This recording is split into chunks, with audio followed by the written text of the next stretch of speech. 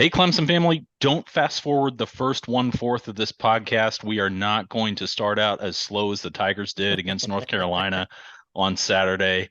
We will get into just some examples of what that game has reiterated, and mostly we are going to try to focus on previewing the rivalry game. Daniel doesn't like to call it the Palmetto Bowl, but some people are calling it that. The Nope. Tigers face the Gamecocks Saturday night.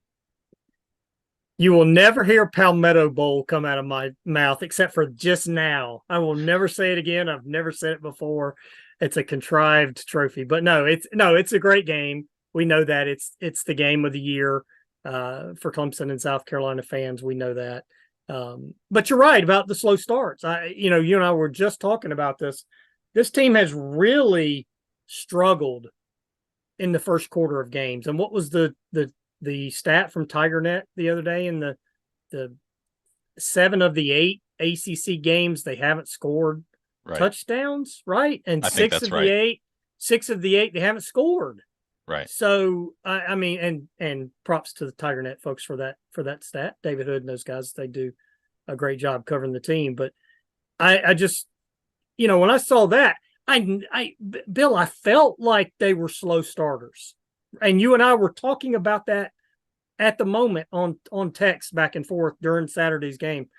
And when I saw that, I went, "Oh my God, it's actually true. It's not just a feeling of mine." And you know how you get feelings about teams, and the stats and numbers don't really back them up.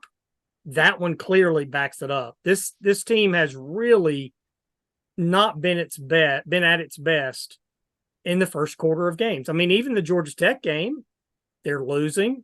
Now they were about to score to tie it early in the second quarter, but it's 7-0 in that game. They did very little offensively. They had the terrible fake punt. They had another terrible fake punt this Saturday. How about let's don't fake any punts? Let's no more fake punts this season for the Tigers.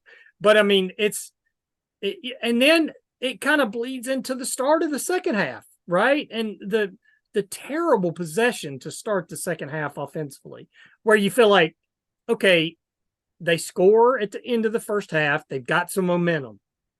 Hey, then okay, come out and start the second half and go for the jugular and show some killer instinct and score again, and you're up by 2 scores and a dud of a possession. And now they did eventually go up by 2 scores, and we know they won the game. But Right.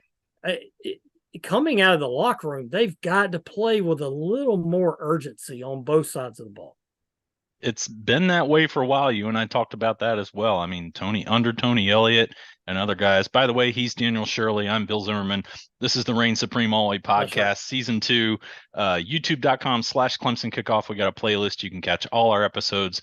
According to that, we are a handful of episodes away from 100 now, between the two of us, and a few extra videos down there as well, with Daniel picking up, the guys coming down the hill and things like that. The slow starts, I mean, it used to, I forget how I put it quite exactly when you and I, or Crazy Daniel and I forget which one it was at that point in the day. All three Uh, of us. yeah, it was, yeah, a group text between three of us. Uh, with Tony Elliott, it always seemed like they were feeling things out and seeing what was happening. Yep, And absolutely. I thought back to even Taj Boyd, where it kind of took that first quarter for him to get the ball to stop sailing, for him to kind of get his throws down and on target and catchable, rather than, the theory of only your guy can catch it. But even he can't jump that high. Even his tallest receivers couldn't get to it. And now it just seems like, well, we're just going to be conservative in the first quarter, and I guess it's trying to feel things out, or I guess it's a scripted attempt to try to make sure the defense has to respect all angles of attack, the full width of the field, and some vertical shots as well, and the balance, the run and the pass. But it just seems like the opponents always know what's coming from the Clemson attack right now, and not just, play calls, but really how to handle that Clemson offensive line. It seems like it takes them a couple of possessions to really kick into gear, until maybe that third, sometimes even fourth possession, before they can open up the passing lanes and the running holes for the offense to really click and get going. And you and I were talking before this, you go into a road atmosphere like that city down I-26, and it's not going to be as hospitable for a comeback, is it? No, it's not. And look, you look on the road this year, they haven't played great. Look, I know they're 6-1 at home. That's great. They should be 7-0 at home. That Florida State game is always going to linger as one of those of, man, they should have won that game. Let it get away. Yep. Right. Let that get away. And no offense to how FSU played. We're not trying to not go at there. all. That was a great game. Yeah. But Clemson controlled that game for 50 minutes. Right? Never trailed in regulation. And never and it's not like Florida State. Oh my God, they were terrible that day. No, that was a really good game between two, I thought at that point, damn good teams. And I think Clemson has found itself. The Clemson team that played against Florida State is not the team that played against NC State and not the team that played against Miami. Right. It's the team that played against Notre Dame. It's the one that played, for the most part against North Carolina and Georgia Tech, other than the first quarter. Let's say that. But no, I mean, they on the road, they have not played. Even Syracuse, they didn't play great at Syracuse. I know they won by a lot, but Syracuse is not very good. And so I think they've got to come out of the locker room with a little more urgency Saturday at South Carolina. They've got to be a little more aggressive. Again, not reckless. I don't like reckless. I mean, we've seen reckless the past 2 weeks with the fake punts. I'm not talking about that. I'm talking. Come on, third time's the charm on the fake punts. Yeah, okay. Maybe, okay, so it'll work this week, right? But no, Sneak Andy Teasdale in there to pass one down the sideline. What worked the other night in the second half, right? I mean, when you got the offense kind of rolling there a couple of times.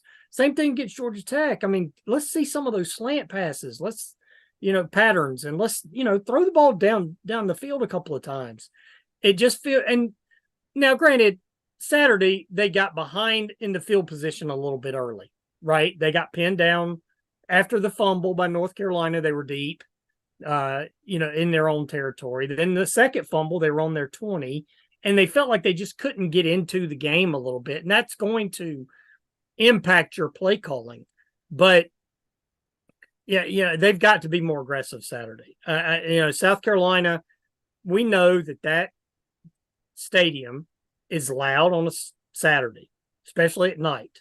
Not always for 60 minutes, but yes. That's true.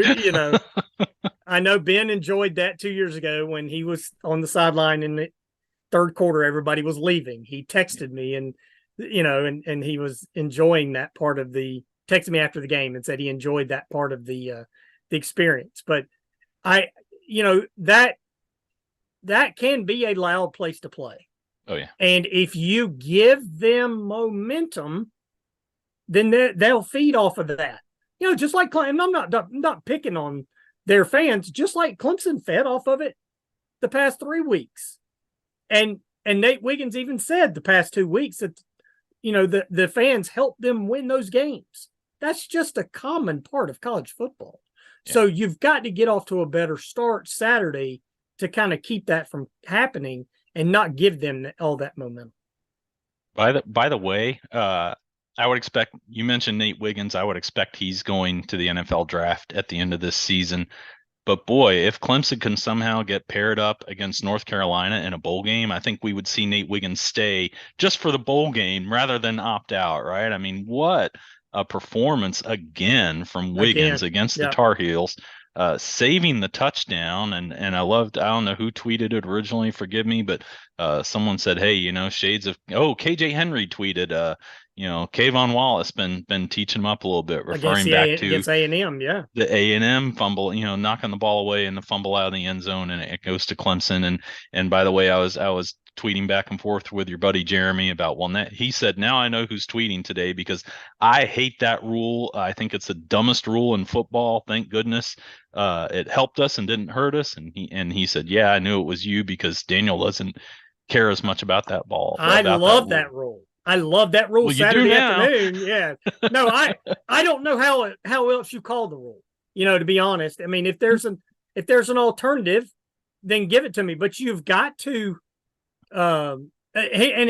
we don't want to go down that road because we could do the whole rest of the show on that. So we could also get into roughing the passer, but yes, we're not doing that. We're not doing that. That's what they called against North Carolina on Klubnik's interception near the end of the first half has been called against so many Clemson defensive linemen in recent years that I have no issue with us getting that call. And now my heavy cat is jumping on the table and shaking my camera around. So apologize for that. Well, I'll just say roughing the table on Hootie. Hootie shows up for the South Carolina preview. Is that bad? Why is your cat's name Hootie? No, there was one that looked just like him, and that was just one of his nicknames that somehow happened. And so when this one looked like him, he got the name. But okay, so nothing to do with Darius Rucker, who used to be kind of fun when he was just coming around Clemson back in the day before they had their record deal, right? But there will be no mentions of Hootie and the Blowfish in my family. Nope. I noticed I avoided saying the full band name, right? So no, that's okay. But so let's talk about the Gamecocks a little bit, though. And one thing I mentioned to you before the show is it seems like their losses to the transfer portal, like the tight end that we saw playing for Florida State earlier in the year, have not been replaced by the same quality guys who have come in from the portal. They're at 5-6 right now. Clearly not as good a team as they were at the end of last season. But there's just that whole rivalry thing. And there's, Clemson, 3 of their 4 losses have been on the road this year. And the lack of ability, still last week, Will Shipley, yesterday as we're recording this, Shipley fumbles at a bad time. Once again, loses the handle of the rock. And I tweeted, how does he not know this by now? How does he not know protect the football at this point? So clearly it's still an issue that we have to worry about going into this game. And I would not say that South Carolina has fallen off so far in talent that Clemson can go out and play a sloppy game and win on the road. No, they've got a lot of talent. And they are playing better down the stretch, just like they did last year. Again. And they have been very good in November since Shane Beamer has been their head coach. So that can't be overlooked. Clemson won the turnover margin on Saturday, right? But it was 3-2. Yeah. How about win the turnover margin 2-0 or 3-0? I get it that it's great to win the turnover margin. It is. And hats off to Nate Wiggins, like you said. I mean, he had 2 of those. But how about hold on to the ball? Now, the Tyler Davis fumble, I mean, that was going to be a 4th down stop anyway. So whatever you want to call it that. But they've got to stop fumbling the ball. We've talked about that all season. If they had not had these fumble issues, Bill, I mean, as Dabo said, they're probably 10-1 right now or 11-0. I mean, very easily. I think so. Very easily. And that doesn't atone for all the problems that we've seen on this Absolutely. team. The bad offensive line play, the substandard tackling, and a few other things. But they could be getting away with all those other things if they had just maintained possession of the football, and especially in either red zone, backed up near your own goal line or up, poised to score or at least have a chip shot field goal. Those are the most costly kind of turnovers or fumbles that you could possibly have. Well, look at the teams that right now are undefeated. They're not perfect. They're not great teams. Now, Georgia, Kyle McCord is not a national championship quarterback, I don't think. And I've even had a good Ohio State fan friend of mine say the same thing. I said, "Is this final year season?" He goes, "Not this team," but it could be. I mean, because look at what they go up against. Right. I mean, Washington. I mean, and Clemson could be in the thick of that despite these flaws. Absolutely. Washington's not perfect. They barely play any defense. Florida State's not perfect. Who else? Oregon's not perfect. They try to go for it on 4th down every time, and that caught up with them in the Washington game. And Michigan is not perfect. We know Michigan's issues, so we won't go down that path either. Now, Georgia. Wait a minute. Yeah, Georgia, on the other hand, I mean, might be, but I mean, it might be a great team. But Clemson is as good as any one of those other teams, I think, except for the turnovers. And I that cannot come up again this week if they're going to win the game. I just don't think they've proven that they can win at or on the road doing those things. They've proven they can win at home doing those things, but not on the road. I mean, Syracuse, I mean, they weren't perfect, but it wasn't nearly as sloppy as it was at Duke, right, at NC State, or at Miami. Or even against Wake Forest, quite frankly. Right, exactly. Yeah. So, I mean, there's just a lot to this game that you can't expect to go on the road and in a hostile environment. It's going to be hostile. Yeah. I mean, let's just say it. It will be. It's, that's the way this game's supposed to be. You don't want this game to be where fans are sitting on their hands and waiting for something to happen. You want it to. Shouldn't be throwing water bottles and stuff. Well, on the field that's either. True. That, if you ever throw something on a court or a field or whatever as a fan, you're an idiot, and you should be banned from ever going to the stadium again if they catch you doing it. I think at Williams-Brice they move him down closer to the field after they find so they have better aim. But no, yeah. I just so it's going to be hostile. Even the people who aren't. I'm talking about just the good fans, right? Everybody has bad fans. I'm talking about the good fans. It's going to be loud. It's going to be hostile, and I'm okay with that. That's what makes these games so much fun. These rivalry games, they mean something. So you have to keep your composure, and that means protect the football. And Phil Mafah really seems to have cleaned up his problems with the fumbling. Right? So. When's the last time he fumbled? Well, with the end of the game still kind of on the line. Notre Dame, right? Yeah. No, I'm sorry. Other than that fumble against Notre Dame, he fumbled a lot early, and seemed to slow it down. But Will seems to be continuing to have these problems, and he's too good of a player for that. Bill, he absolutely is too good of a player to be making those mistakes, and Mafah is too, right? I mean, they both are too good to be making those mistakes. They're both NFL running backs if they take care of the football. But you do this stuff in the NFL, it'll get you cut. Oh yeah, because they'll go find somebody else tomorrow. Would the late Jerry Glanville say NFL stood for? Not for long if you keep doing that. Right. College, they can't cut you in college. And ask Dion if that's true. Not during the season. They can't cut you. But you fumble the ball like this in the NFL, you won't touch the field. Or if you do touch the field, it'll be on special teams, or you'll be gone on Monday. So that stuff has to be cleaned up. Yeah. It just has to be. So, I mean, it's inexcusable, and it's shocking because he's too good of a player for that stuff. And that is, to me, that's the entire key Saturday night. Just like it was at Miami, just like it was at NC State, just like it was against Florida State, just like it was these last 3 weeks.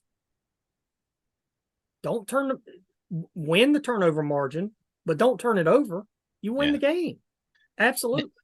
And I want to give some credit, and it's also one of the big reasons I'm optimistic for Clemson against South Carolina, and a rivalry game like this, typically a pick 'em, right? I mean, I know the Vegas line is favoring Clemson considerably, even though they're on the road. The offensive line, since they made the changes going into that Notre Dame game that they made, I think it's part of the reason there are fewer fumbles now, because there are better creases, at least if not holes, for the running backs. They're more often. Guys are being challenged less often, right? We're still seeing some fumbles persist, and I don't like it. But I really do believe that, especially with South Carolina's defensive line, I think having taken a step back, or at least a half a step back this year, and with the improvement that we have seen since that Notre Dame game to get this 3-game winning streak going, I think the offensive line is a good source of hope for Tigers fans against the Gamecocks. I like what we've seen from the offensive line, and most of them are going to be back next year. So that's positive for next year. It's not like they're all fifth-year seniors and they're going to leave. Now some of them are going to leave. Some of them are still, kind of up in the air to wait. Where Dabo talked about it this week that maybe they come back, maybe they don't. It's like Will Putnam wants to come back. Right. Certainly Walker Parks. Walker Parks wants to come back. Putnam is done. Trent Howard might be back, and he's played well these past few weeks. I think that the offensive line improvement scheme, whatever it is. Look, I don't study enough offensive line scheme to sit there and say, it's this or X or Y or whatever, but they have played better these past 3 weeks. Now, they didn't play so well the last time they were on the road early on anyway. Can they continue that on the road? Again, that's going to be the entire key is good start early and protect the ball.